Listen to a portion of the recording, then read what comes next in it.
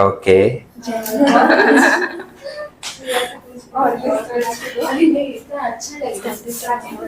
नहीं बात तो सही है तुम्हारा। सुनो बच्चे, सुन लीजिए, अब मिला पेपर सभी को।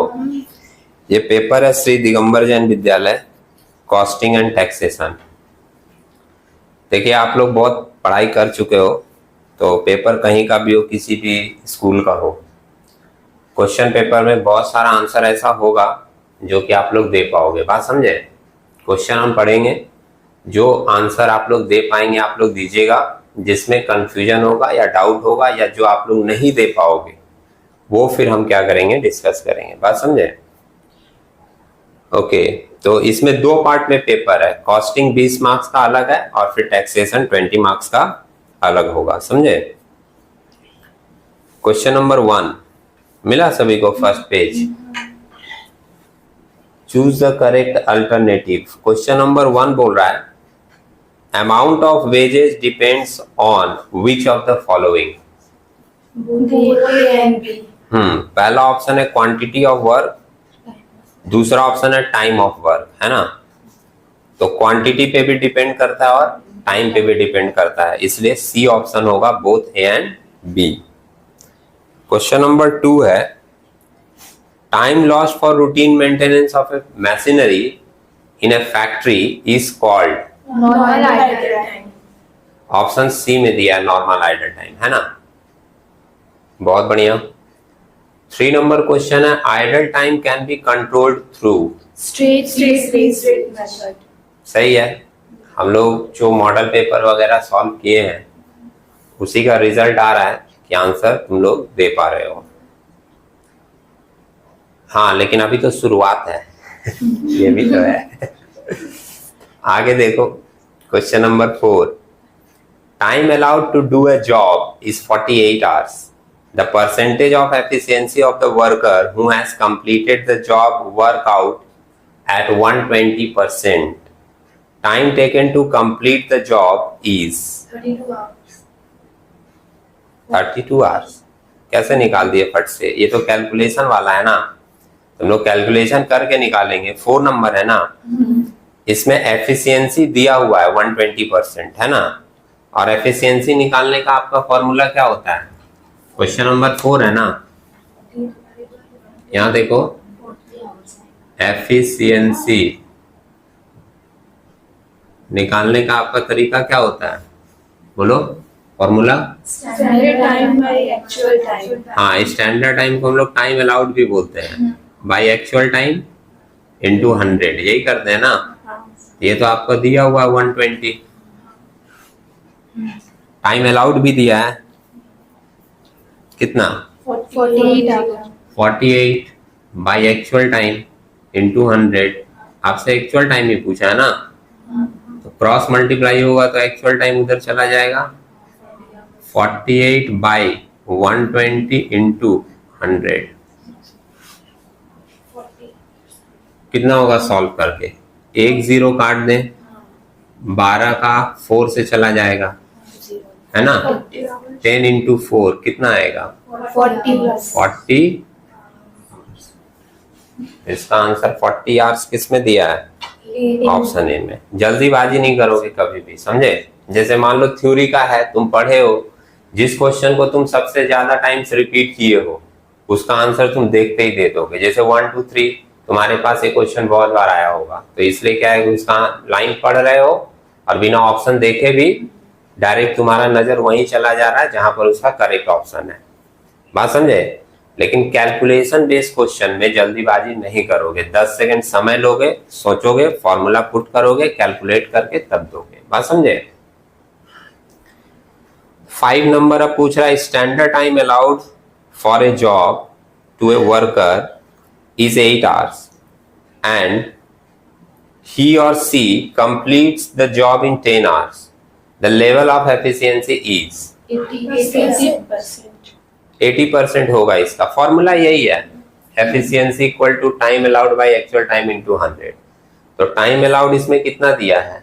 8, है ना? 8 बाई 10 इंटू 100, 8/10 इंटू 100 करेंगे 80 आ जाएगा, ये सही है। नेक्स्ट पेज में आओगे तो at time as per time keeping is 50 hours and time as per time booking is 45 hours, है ना। तो डिफरेंस कितने का है? 5 आवर्स का। इस डिफरेंस को हम लोग क्या बोलते हैं? Idle time. If hourly rate of wages is ₹40, then wages for idle time will be 200, क्योंकि डिफरेंस था 5 घंटे का, वो आइडल टाइम है और रेट पर आर दिया हुआ है 40 रुपए का। 40 इंटू 5 करेंगे आ जाएगा कितना? 200। फिल इन द ब्लैंक्स है फिर the system in which the usages of unnecessary labour can be stopped is known as. Question का मतलब समझ में आ गया ना। वो क्या पूछ रहा है कि कौन सा ऐसा सिस्टम होता है जिसमें अननेसेसरी लेबर को हम लोग स्टॉप कर सकते हैं। वो हम लोग कहाँ सीखते हैं, किस स्टडी में सीखते हैं कि अननेसेसरी लेबर को स्टॉप किया जाए। तो 4 ऑप्शन दिया है, time study, motion study, method study and work study. Work study होगा, समझे। वर्क स्टडी में हम लोग ये सीखते हैं कि वर्कर के अननेसेसरी लेबर को हम लोग किस तरह से स्टॉप कर सकते हैं। नेक्स्ट क्वेश्चन है when wages are paid on the basis of time then dash is not considered. अगर हम लोग टाइम बेसिस में किसी को पेमेंट करते हैं तो क्वांटिटी ऑफ वर्क कंसीडर नहीं करते हैं, समझे। ऑप्शन ए इसका आंसर होगा, क्वांटिटी। जब क्वांटिटी बेसिस में पेमेंट होता है तो फिर टाइम कंसीडर नहीं होता है। टाइम बेसिस में पेमेंट होगा, क्वांटिटी कंसीडर नहीं होगा। फिर देखो थ्योरेटिकल क्वेश्चन है, dash card is placed at the entrance of the factory. Clock का, हाँ ये पढ़ाई की हो तुम लोग, सही है। Clock card is placed at the entrance of the factory, B option होगा। नेक्स्ट है indirect wages are included in. Factory cost, ये तो सेमेस्टर 1 से पढ़े होगे क्योंकि कॉस्ट शीट में भी आता है कि इनडायरेक्ट वेजेस किसके अंदर आता है? फैक्ट्री कॉस्ट के अंदर, है ना। ऑप्शन ए होगा, ठीक है। उसके बाद ट्रू और फॉल्स स्टेटमेंट चूज करना है। तो स्टार्टिंग से ही हम लोग सेलेक्ट करते हुए जाएंगे कौन सा ट्रू है कौन सा फॉल्स है। 11 का ये बोल रहा है one of the important components of production cost is wages. True है ना। फिर अब wages cost is basically cost of raw material, ये फॉल्स है। वेजेज कॉस्ट रॉ मटेरियल का खर्चा थोड़ी ही होता है। तो फर्स्ट ट्रू है, सेकंड फॉल्स है। नेक्स्ट पेज में आओगे, थर्ड नंबर बोला workers have dissatisfaction if they get less salary. True है, ये तो बेसिक बात है। कम पेमेंट मिलेगा हमको, सेटिस्फाइड होंगे हम ऑफिस में? कभी नहीं होंगे। और 4 है satisfied worker have no role to play for the growth of the entity। false है, क्योंकि जो वर्कर सेटिस्फाइड है वो आपके एंटिटी के लिए ग्रोथ का काम करेगा, समझे। हाँ तो 1 और 3 ट्रू था और 2 और 4 फॉल्स है। यहाँ पर देखो एक कंफ्यूजन है, कंफ्यूजन ऑप्शन में है, सुने। तो देखिए जनरली क्या होगा, आप सी और डी ऑप्शन देखो दोनों सेम है ना। तो सी और डी ऑप्शन दोनों अगर सेम है, वो एक्चुअल में सेम होना नहीं चाहिए था, तो उसमें डिफरेंस होना चाहिए था। तो तुम आंसर समझ गए हो, 1 और 3 ट्रू है और 2 और 4 फॉल्स है। तो आप ये वाला ही आंसर दे दीजिएगा। अब अगर मान लो तुमको एग्जाम में ऐसा मिल गया कि 2 ऑप्शन एक ही है, तो तुम दोनों में से किसी में भी एक मार देना, ठीक। बात समझे। क्योंकि जब बात जाएगा एग्जाम के बाद कि हाँ ये पॉइंट मिस्टेक था, तो जो स्टूडेंट सी किया होगा उसका भी करेक्ट होगा, जो डी किया होगा उसका भी करेक्ट होगा। बात समझे। उसमें कंफ्यूज ना होना कि ये दोनों एक ही ऑप्शन है, ये कैसे होगा वगैरह वगैरह। आपको लग रहा है यही ऑप्शन होना चाहिए और मेरा आंसर 2 जगह दिया है, समझ रहे हो, तो दोनों में से किसी में भी एक आप करेक्ट कर दीजिएगा। और दूसरी बात, कि ज्यादातर चांसेस क्या होता है कि अगर ऐसा कोई माइनर करेक्शन है तो कभी कभी एग्जाम हॉल में भी आकर करेक्ट करवा दिया जाता है। बात समझे? और अगर करेक्शन तुम्हारे पास ना आए और तुमको लगे कि दो ऑप्शन है सेम और इसी में से एक होगा, तो तुम क्या करोगे, एक ऑप्शन में अपना करेक्ट दे दोगे। ठीक है? हाँ, लेकिन एक बात और भी ध्यान रखना, जैसे मान लो ये दोनों ही ऑप्शन नहीं होता, ऑप्शन 1 होता, तब फिर तुम ऐसा नहीं कि किसी में भी दे दोगे 2C में या D में तब सही हो जाएगा। जैसे जब ऑप्शन 1 इसका करेक्ट है तब तो C और D तो मायने ही नहीं रखता, अब उसमें क्या दिया है नहीं दिया है। बात समझ रहे हो? तो आप C में दे दीजिए या D में दे दीजिए, नंबर आपको मिलेगा इसका answer. Question number 12, the oldest method of time keeping is attendance registered method. True है, ये पुराना मेथड है एकदम, अटेंडेंस रजिस्टर वाला। फिर है the latest method of time keeping is biometric attendance method, ये भी ट्रू है, अब बायोमेट्रिक हम लोग यूज करते हैं ज्यादा। फिर है biometric attendance method is very complex and require more time, false है। हाँ, इतना सरप्राइज क्यों हो रहा है? बायोमेट्रिक सिस्टम क्या बहुत टाइम कंज्यूमिंग होता है? उसमें क्या है, आप जाओ फिंगर लगा दो आपका रिकॉर्ड हो गया, तो बहुत कॉम्प्लेक्स है।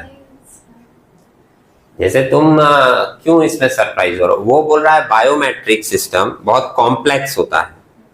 बायोमेट्रिक सिस्टम क्या है, आप ऑफिस में गए, मशीन लगा हुआ है, आपको अपना फिंगरप्रिंट दे देना है या आपको पूरा फिंगरप्रिंट दे देना है या थंब दे देना है, आपका रिकॉर्ड हो गया। तो बहुत क्या कॉम्प्लेक्स लगेगा? लोग तो जाते हैं और एक्साइटमेंट में जाके अंगूठा लगा देते हैं, समझे? और दूसरी बात क्या है कि इसमें लिखा है कि biometric attendance method is very complex and require more time. वो तो तुम्हारा अटेंडेंस रजिस्टर से भी कम टाइम लेता है।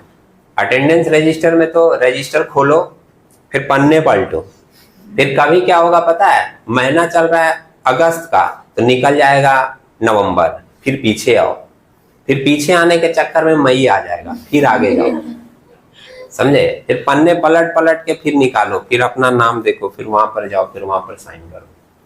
और बायोमेट्रिक में क्या है, आप गए अपना थंब डाल दिए हो। हाँ, एक बार में कभी कभी नहीं हुआ तो थंब को रगड़ लिए कि कुछ खैनी वनी बनाए होंगे तो नहीं ले रहा है, समझे? तो ये कॉम्प्लेक्स मैटर नहीं है, वो जो उसमें दिया है लाइन वो गलत है, फॉल्स है ये स्टेटमेंट। और फिर क्या लिखा है 4 नंबर में, manual attendance register method is not at all suitable for factories which are small in size. ये भी फॉल्स है, क्योंकि जो स्मॉल साइज के होते हैं ना बिजनेस और फैक्ट्रीज वगैरह, वहां मैनुअल अटेंडेंस रजिस्टर ही ज्यादा सही रहता है, समझे? तो 1, 2 सही है और 3, 4 फॉल्स है। तो कौन सा ऑप्शन होगा? ए में 1, 2 ट्रू दिया है, 3, 4 फॉल्स है, तो हम लोग ए में अपना करेक्ट ऑप्शन दे देंगे। अब यहाँ पर देखो, अब मान लो बी सी डी में वो ऑप्शन करेक्ट दे, गलत दे या 2 ऑप्शन रिपीट कर दे, उससे हमको क्या मतलब है, समझे? नेक्स्ट क्वेश्चन देखो, match the column. Match the column में भी लोगों को कंफ्यूजन आया। कैसे कंफ्यूजन आया? क्योंकि इसमें लिस्ट 1 में देखो टाइम कीपिंग, फिर बी दिया टाइम बुकिंग, फिर टाइम कीपिंग, फिर टाइम बुकिंग, समझ रहे हो? अब उसी को 2 बार रिपीट कर दिया, लोग सोच रहे 2 बार क्यों रिपीट कर दिया, गलत है। खुद ही डिसाइड कर लेते हैं गलत है, समझे? अभी सोचो लिस्ट 2 को देखकर, ऑप्शन ए है टाइम कीपिंग, तो इधर क्या होगा? फर्स्ट स्टेप देखा, मतलब ए का 2 होगा। फिर है टाइम बुकिंग, सेकेंड स्टेप होता है, तो इसका बी का 3 हो जाएगा। फिर टाइम कीपिंग है, तो ये फैक्ट्री गेट से शुरू होता है ना, तो सी का 4 हो जाएगा। और डी है time booking, place of work, वहां पे रिकॉर्ड होता है, माने वहां पर टाइम बुकिंग किया जाता है प्लेस ऑफ वर्क में, समझ रहे हो? तो डी का हो जाएगा 1। अब नेक्स्ट पेज में देखो कौन से ऑप्शन में ये है, सी में, ए का 2, बी का 3, सी का 4, डी का 1, तो ऑप्शन सी करेक्ट आंसर है ना? ठीक है, नेक्स्ट है choose the correct option, assertion है और रीजन बेस्ड है।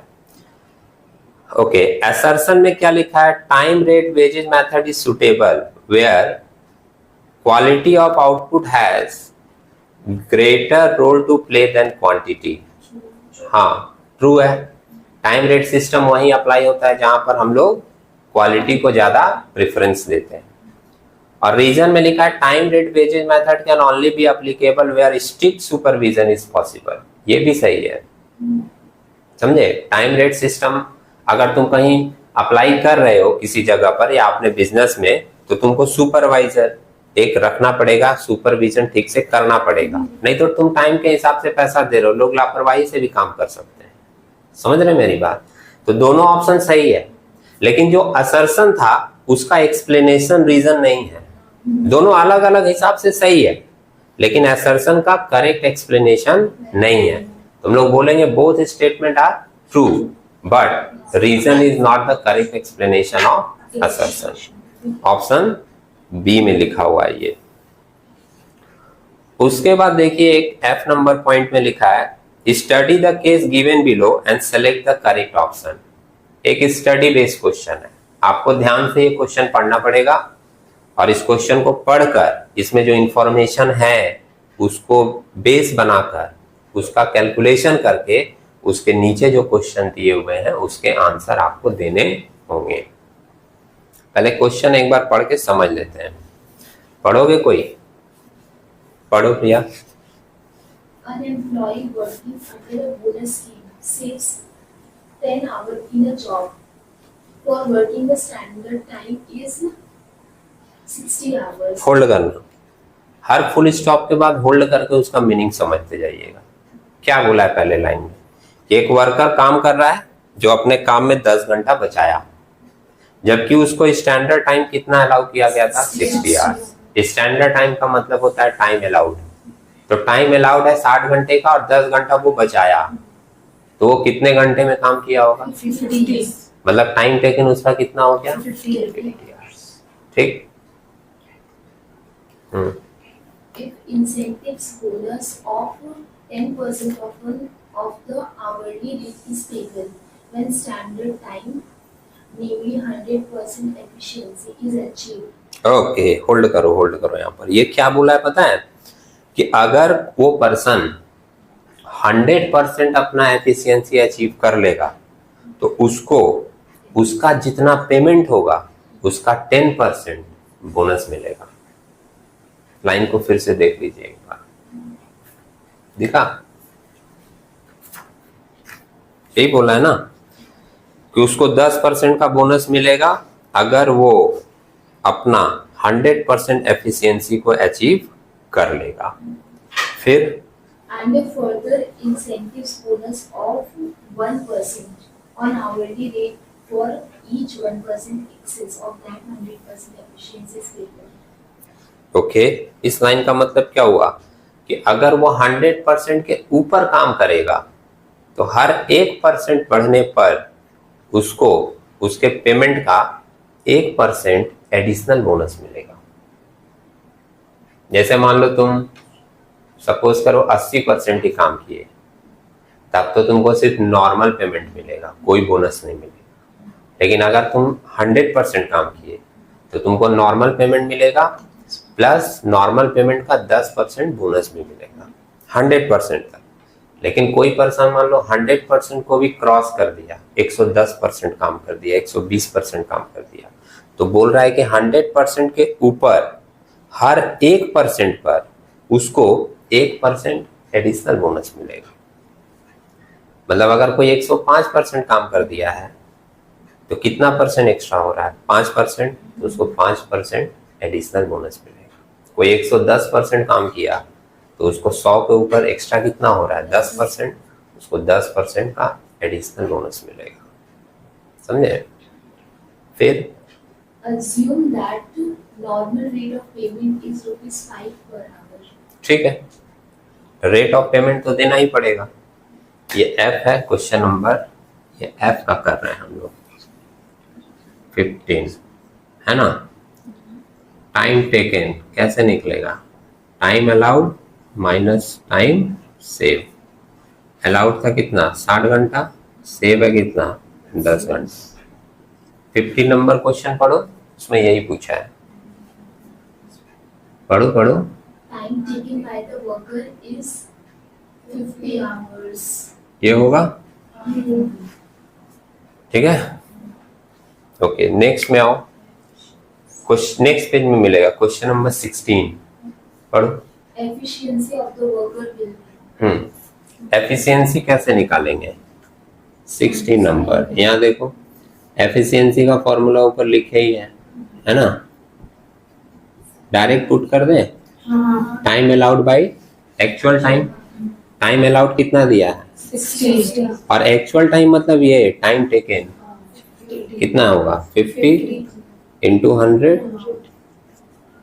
कितना आएगा 50, 2 120%। ठीक है। अब यहाँ पे तुम्हारे दिमाग में क्वेश्चन अगर अच्छे से समझ गए हो, आ जाना चाहिए तुम्हारे दिमाग में 100% तक तो उसको बोला था नॉर्मल बोनस मिलेगा, और जितना एक्स्ट्रा होगा हर 1% पर 1% बोनस मिलेगा। तो ये तो 20% एक्स्ट्रा काम कर दिया, इसका मतलब इसको 20% का एडिशनल बोनस भी मिलेगा।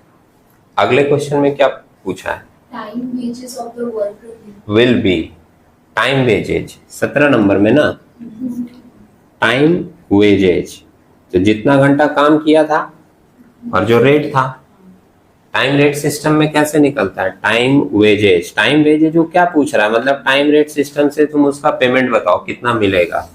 तो वो 50 घंटा काम किया था और रेट सम्स में दिया है कितना 5, तो कितना हो जाएगा 250। कौन सा ऑप्शन है, बी। Option B. ठीक है। सी नंबर ऑप्शन में क्या पूछा है, सॉरी सी बोल रहे हैं, 18 नंबर क्वेश्चन में क्या पूछा है, bonus for achievement of 100% efficiency is. Bonus at 100% efficiency, यही पूछा है ना। तो सम्स में क्या लिखा था कि जितना उसका पेमेंट होगा उसका 10% उसको बोनस मिलेगा अगर वो 100% एफिशिएंसी टच करेगा तो। अब देख लीजिए सम्स को पीछे पेज में, तो आपको यहाँ पर पेमेंट मिला है 250 का, दिख रहा है ये, उसका 10% निकाल दो, 25 रुपये आपको नॉर्मल मिलेगा, नॉर्मल बोनस। ऑप्शन कौन सा है, बी। तो ऑप्शन बी 25 रुपीज होगा 18 का। ठीक है। 19 में क्या पूछा है, Additional bonus given to worker for exceeding 100% efficiency. ठीक है, मैं 3 बार बोल चुका हूं, शायद समझ गए होंगे, है ना। एडिशनल बोनस बोला था 100 के ऊपर 1% बढ़ने पर 1% का बोनस मिलेगा। तो यहाँ पे एफिशिएंसी 20% एक्स्ट्रा है, तो उसको 20% का बोनस मिलेगा, है ना। 20% एक्स्ट्रा है तो 20% का बोनस मिलेगा उसको। तो जितना पेमेंट मिला एडिशनल बोनस लिख दे, एडिशनल बोनस पेमेंट है कितने का 250 रुपए का, और हर 1% पर 1% बोनस था, तो 20% बढ़ने पर 20% बोनस एक्स्ट्रा मिलेगा। इसका 20% आप निकाल दीजिए, 25 दूनी 50 होता है, तो 50 रुपए इसको एडिशनल बोनस मिलेगा। ऑप्शन में बी नंबर में है 50 रुपए, दिख रहा है। क्वेश्चन ध्यान से समझ लोगे तुम्हारी कैलकुलेशन सही बन जाएगी। सुने, और लास्ट एक 20 नंबर में क्या बोला है, total wages of the worker will be. ये तुम लोग बताओ कितना होगा टोटल वेजेज, 325. यहाँ पे दिखाई दे रहा है ये लाइन। तो टोटल वेजेज हाँ कितना बोले तुम 325. 325। कैसे बोले, नॉर्मल पेमेंट है 250 है ना, प्लस नॉर्मल वेजेस था कितना 25 रुपया और प्लस एडिशनल बोनस था कितना 50। मतलब नॉर्मल पेमेंट, नॉर्मल बोनस और एडिशनल बोनस तीनों को जोड़ दीजिए तो आपका टोटल वेजेज आ जाएगा 325। सही बोल रही है। 325 कौन से ऑप्शन में? ऑप्शन ए में। समझे? ऐसा अगर मान लो केस बेस्ड स्टडी आया क्वेश्चन, घबराने का नहीं, सबसे पहले आपको अपने आप को शांत रखना है, क्वेश्चन को पढ़ना है केयरफुली और देखना है कि जितने फॉर्मूलाज बेस्ड, कैलकुलेशन बेस्ड आपने प्रैक्टिस किए हैं वो सब वहां पर अप्लाई कर देना है। समझे? वो किसी भी मेथड का दे सकता है, किसी भी मेथड से पूछ सकता है। सुने? ओके, अब भाई शुरू होगा टैक्सेशन। और टैक्सेशन में तो भाई बहुत सारी चीजें हैं। अच्छा, मुस्कुरा रहे हैं कुछ लोग क्योंकि उसका कारण है, बता रहे हैं। टैक्सेशन में ज्यादातर चीजें याद रखने वाली ही है।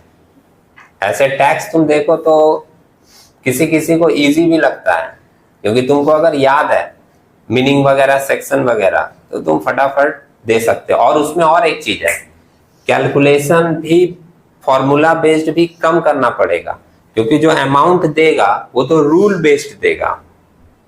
समझ रहे हैं? तो रूल बेस्ड देने के लिए हमको रूल्स सारे याद रखने पड़ेंगे।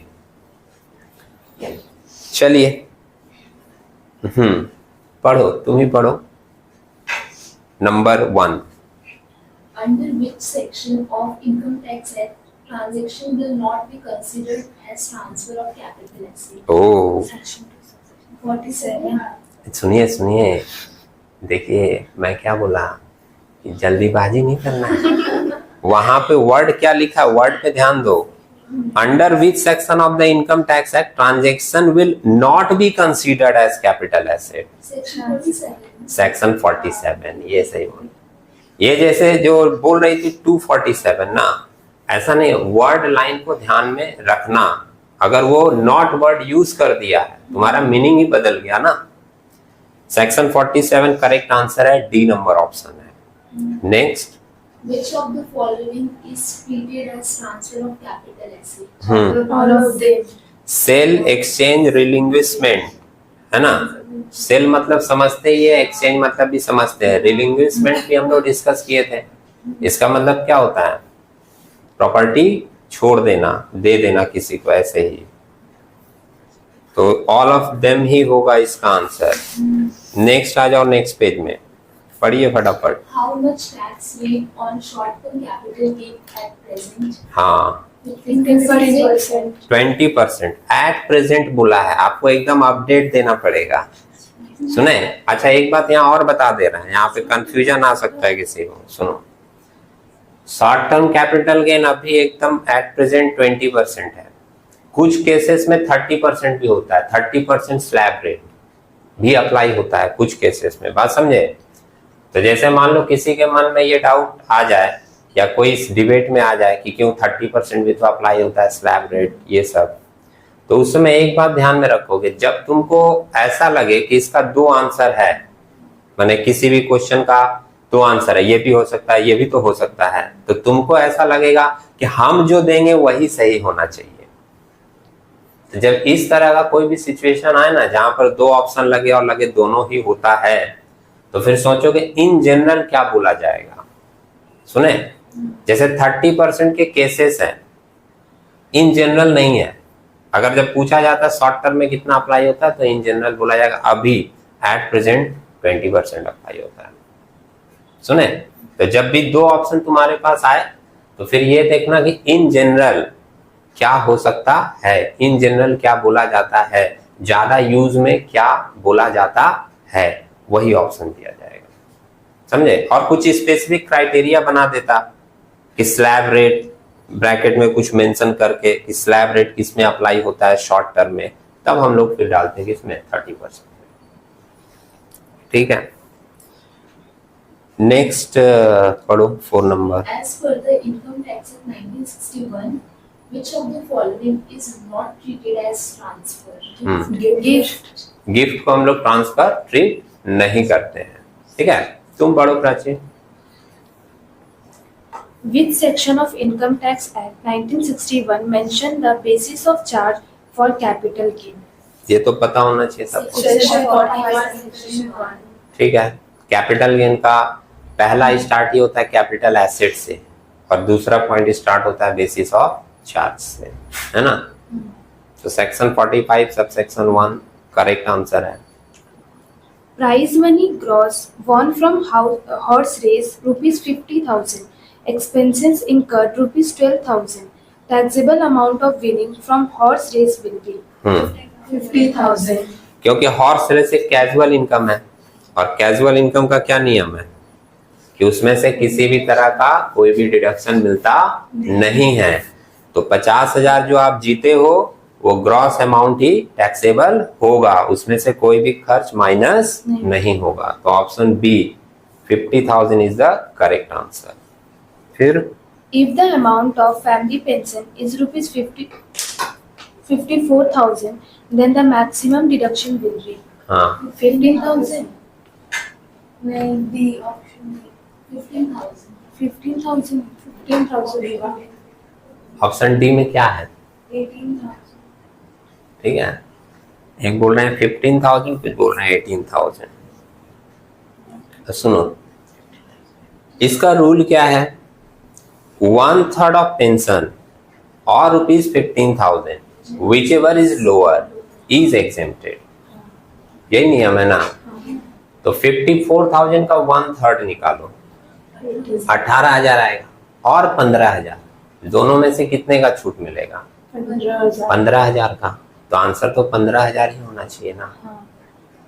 वो क्यों 18,000 बोल रही है? शायद उसके दिमाग में आया हो कि स्टेटमेंट में लाइन लिखा है मैक्सिमम अमाउंट ऑफ डिडक्शन, सुने लिखा है क्या कि उसको मैक्सिमम कितना छूट मिलेगा, तो रूल बदल के छूट मिल जाएगा। जितना रूल है उतना ही मिलेगा ना। जैसे रूल ये बोलता है आपका कि 1/3 ऑफ योर पेंशन, आप कितना नंबर क्वेश्चन है ये? 7. टैक्स का हाँ. रूल बोलता है 1/3 ऑफ योर पेंशन, तो ये निकल के आएगा 18,000। और एक स्टेटूटरी अमाउंट है, स्टेटूटरी अमाउंट मतलब फिक्स अमाउंट जो इनकम टैक्स फिक्स करके रखता है, वो है 15,000। इन दोनों में जो मिनिमम होता है उसी का आपको छूट मिल सकता है। तो इन दोनों का मिनिमम कितना निकल रहा है? 15,000। तो उसको ज्यादा से ज्यादा भी अगर छूट मिलेगा तो 15,000 तक ही छूट मिलेगा। बात समझे? जैसे उसका अगर पेंशन होता है कितना, 24,000, 24,000 सपोज, तो 24,000 का 1/3 निकलता है 8,000। ठीक है, तो उसको 8,000 ही मिलता मैक्सिमम। मैक्सिमम वर्ड से टैक्स का रूल नहीं बदल जाएगा। यहां पर जो निकल के आ रहा है उसको ज्यादा से ज्यादा 15,000 तक का ही छूट मिल सकता है। फिर Which of the following is not taxable as income from other sources? हाँ, इनकम फ्रॉम सबलेटिंग ये टैक्सेबल होता है अदर सोर्सेस में। सबलेटिंग का मीनिंग क्लियर है ना? जैसे आपसे हमने कोई प्रॉपर्टी रेंट पर लिया और फिर हमने उस प्रॉपर्टी किसी दूसरे को रेंट पर दे दिया है, तो उससे जो हम रेंट कलेक्ट करेंगे वो मेरा होगा इनकम फ्रॉम सबलेटिंग, और वो आता है इनकम फ्रॉम अदर सोर्सेस। समझे? Agricultural income from a land situated outside India, हाँ ये भी अदर सोर्सेस में जनरली रहता है। Salary from part time employment, यही आंसर होगा। ये अदर सोर्सेस में टैक्सेबल नहीं होता, ये इनकम फ्रॉम सैलरी में चला जाएगा। और इंटरेस्ट ऑन फिक्स्ड डिपॉजिट ये भी अदर सोर्सेस में जाता है। तो 3 अदर सोर्सेस का है। सी नंबर ऑप्शन सिर्फ क्या है? इनकम फ्रॉम सैलरी का। और क्वेश्चन में यही पूछा है कि कौन सा इनकम फ्रॉम अदर सोर्सेस में नहीं आएगा, तो ऑप्शन सी होगा इसका आंसर। फिर In case of dash, no indexation of cost of acquisition is done even though there is long-term capital gain. हाँ, बॉन्ड और debenture and certain assets held by a non resident, दोनों है। Option C लिखा जाएगा इसका, both A and B. फिर Self generated goodwill of a profession dash when it is transferred. Self generated goodwill of a profession not be liable to capital gain when it is transferred. सुने, इसका option B होगा, इसका option B होगा। B में क्या लिखा है, पढ़ो। Not be liable to any capital gain. Okay, not be liable to any capital gain when it is transferred, ठीक है। नेक्स्ट पढ़ो। Capital asset has been defined in section of the Income Tax Act 1961. हाँ, ये भी सबको पता होना चाहिए। Capital assets, income from capital gain जब शुरू हुआ था पढ़ाना, Section 14. हाँ, है ना, क्योंकि यहीं से तो शुरू होता है, पहला ही है। तुम कैपिटल गेन खोलोगे, पढ़ना शुरू करोगे, पहला पॉइंट यही मिलेगा। Section 2 subsection 14 option C correct answer है। फिर The rate of education census on prize money of the lottery is dash of the amount of tax. ठीक है, 4%, option B. A gift received from a non-relative exceeding rupees 50,000 is taxable, ठीक है। और यहाँ partly वाटली में नहीं जाना है, पूरा टैक्सेबल होता है, बात समझे। तो ऑप्शन ए होगा इसका। अच्छा, देख रहे हो, टैक्स के केस में अगर आपको थोड़े बहुत नियम पढ़े हुए हैं तो आपको ज्यादा कैलकुलेशन करने की जरूरत नहीं पड़ती है। आगे पढ़िए। The cost of improvement of capital asset is considered for computing capital gain if it was incurred after. ये क्वेश्चन क्या पूछा है, मीनिंग पहले बता दें अगर कुछ लोगों को डाउट हो तो। जब हम लोग सम्स करते हैं इनकम फ्रॉम कैपिटल गेन का, तो उसमें दो चीज लेते हैं लेस में, एक कॉस्ट ऑफ इम्प्रूवमेंट और एक कॉस्ट ऑफ एक्विजिशन। उसमें इंडेक्स भी लगाते हैं लॉन्ग टर्म वाले में, है ना। तो यहां पर क्वेश्चन बोला है कि अगर मान लीजिए कॉस्ट ऑफ इम्प्रूवमेंट हमको लेना हो तो हम कब का कॉस्ट ऑफ इम्प्रूवमेंट लेंगे, क्योंकि कॉस्ट ऑफ इम्प्रूवमेंट में एक नियम है कि कभी कभी कॉस्ट ऑफ इम्प्रूवमेंट जब बहुत पहले का होता है उसको कैलकुलेशन में लिया नहीं जाता है। तो वही आपसे पूछा है कि कब और कब के बाद का लिया जाएगा। Option A 1 April 2001। समझे, वापस से लाइन देख लो। The cost of improvement of capital asset is considered for computing capital gain if it was incurred after 1 April 2001। माने कॉस्ट ऑफ इंप्रूवमेंट हम लोग तभी अपने कैलकुलेशन में लेते हैं जब वो 1 अप्रैल 2001 के बाद का हो cost of improvement. Next, dash is the maximum limit of exemption in case of horse race. हाँ, हॉर्स रेस से जो है वो कैजुअल इनकम है ना। तो इसके ऊपर कितना अमाउंट तक का नहीं लिया जाता है? 10,000। सही है, घबरा के नहीं बोलो, समझे। फिर Dash is a capital asset. Goodwill. Goodwill, क्योंकि फर्नीचर और गारमेंट्स क्या हो जाएंगे, कैपिटल एसेट नहीं होंगे, वो तो पर्सनल इफेक्ट में चला जाएगा ना। गारमेंट्स और फर्नीचर पर्सनल इफेक्ट में चला जाता है, और पर्सनल इफेक्ट की चीजें तो कैपिटल एसेट नहीं होती, याद आ रहा है ना। ओके, गुडविल होगा। फिर Indicate where the following statement are true or false. हाँ, Point 1. Interest on public provident fund is always exempted from tax. हाँ ठीक है, पीपीएफ का पैसा एग्जेम्प्टेड होता है, ट्रू है। Winning from lottery is always chargeable to tax under income from other sources. ये भी सही है, winning from lottery income from other sources में ही दिखाते हैं, कैजुअल इनकम है। Under Income Tax Act 1961, dividend derived from the share held as stock in trade is taxable under the head income from other sources. हाँ ये भी ठीक है, dividend income जो आता है वो भी हम लोग इनकम फ्रॉम अदर सोर्सेस में दिखाते हैं। सही जा रहा है, 1 2 3 ट्रू है। Any gift received on the occasion of marriage is taxable under the head income from other sources. Marriage में जब गिफ्ट मिलता है तो वो टैक्सेबल नहीं होता, तो ये स्टेटमेंट फॉल्स है। 1 2 3 ट्रू और 4 फॉल्स। दे दीजिए कौन से ऑप्शन में है? सी। तो सी ऑप्शन हो जाएगा इसका। नेक्स्ट आ जाओ। True false है। Winning from lottery is chargeable to tax under income from other sources. True है, True. अभी भी था।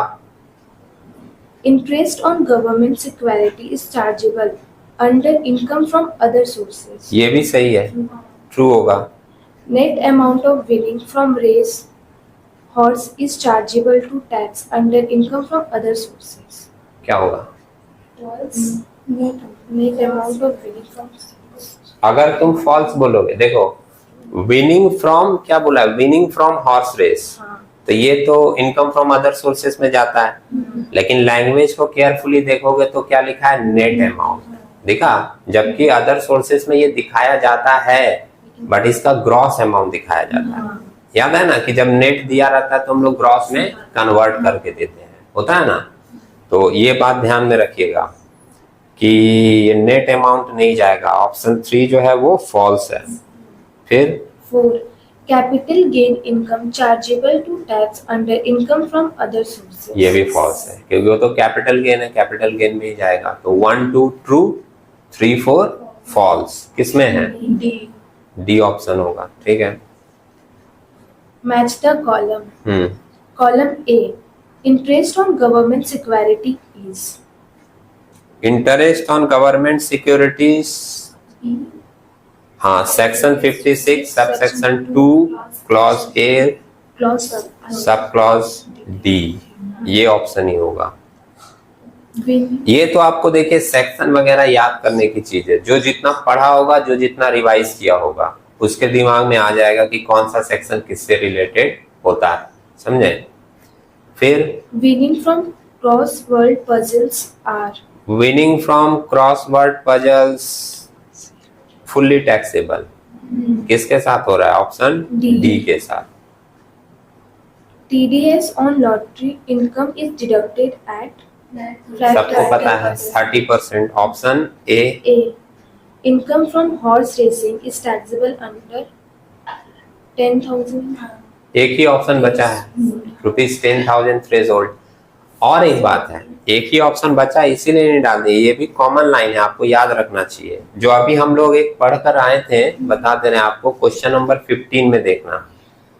15 में यही पॉइंट पूछा था, क्वेश्चन नंबर 15 में कि हॉर्स रेसेस में मैक्सिमम लिमिट कितने का है। तो 10,000 तक का लिमिट है, उसके ऊपर से टैक्स चार्ज होता है, समझ रहे हैं। मतलब 10,000 तक कमाए हैं तो वो चार्जेबल नहीं होगा। तो इसमें हाँ 4 का क्या होगा? सी। तो इसमें 4 में से कौन सा ऑप्शन लोगे? डी में लिखा हुआ है ये चीज, ठीक है। और नेक्स्ट पेज में आ जाइए, लास्ट एक क्वेश्चन है, question number 20, assertion and reason का। पढ़ो। Assertion. Agriculture income is included under income from other sources. False है। Option. Agricultural income income from other sources में नहीं आता, समझे। Reason. Agriculture income is taxable under the Income Tax Act. हाँ, ये बोल सकते हैं, सही है, क्योंकि एग्रीकल्चर इनकम जो है ना वो एग्जेम्प्टेड होता है। जैसे नॉर्मल वर्ड सुने होंगे कि agriculture income exempted under section 10, बात समझे। लेकिन जब किसी आदमी का एग्रीकल्चर इनकम भी होता है और नॉन एग्रीकल्चर इनकम भी होता है, माने अदर इनकम, तो फिर उसकी कैलकुलेशन चेंज हो जाती है। कैलकुलेशन चेंज कैसे हो जाता है? मतलब उसको 3 स्टेप में अपना टैक्स लायबिलिटी निकालना पड़ता है। ऐसा नहीं होता है कि मेरे पास अगर एग्रीकल्चर इनकम है 2 लाख का और नॉन एग्रीकल्चरल इनकम है 10 लाख का, तो हम ऐसा नहीं कर सकते कि एग्रीकल्चरल इनकम पूरा हटा दें कि ये एग्जेम्प्ट है और 10 लाख का ही कैलकुलेशन दिखाएं। ऐसा नहीं होता है, दोनों को जोड़कर पहले टैक्स लायबिलिटी निकाला जाता है। फिर स्टेप 2 में मैक्सिमम एग्जेम्प्टेड लिमिट और एग्रीकल्चरल इनकम, उन दोनों को जोड़कर टैक्स लायबिलिटी निकाला जाता है। फिर स्टेप 1 से स्टेप 2 को माइनस किया जाता है और फिर देखा जाता है नेट टैक्स लायबिलिटी कितना आया। अगर आपको मेरी बातें लग रही होगी कि बहुत भयानक कैलकुलेशन टाइप कुछ बता रहे हैं, तो सिंपल में एक लाइन समझ लेना कि एग्रीकल्चर इनकम अगर किसी का है तो ऐसा नहीं है कि उसको तुम पूरा एग्जेम्प्ट अलग कर दिए कि नहीं इस पे कोई चार्जेबल नहीं होगा। अगर किसी पर्सन का एग्रीकल्चर इनकम भी है और नॉन एग्रीकल्चर इनकम भी है और जब उसकी टैक्स लायबिलिटी निकलती है तो दोनों को लेकर निकाला जाता है।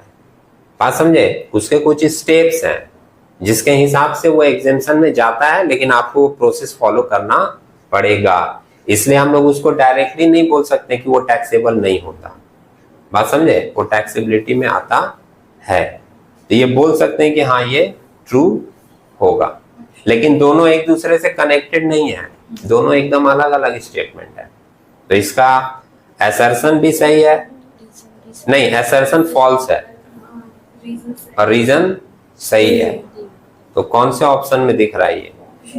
डी में। A is false but R is true. ठीक है, चलिए बहुत अच्छा है, पढ़ाई आप लोग किए हैं, 50-50 आंसर दिए थे बहुत हद तक। ये कैलकुलेशन तो खैर समझ ही गए होंगे, अगर नोट करना हो किसी को तो कर लो। गुनगुन बोल रहे हैं तो बच्चा का चीज है, बहुत पढ़ लिए हैं। उसका एक्सप्रेशन सही लगा कि जैसे हम बोले नोट करना है कर लो, बोले हाँ।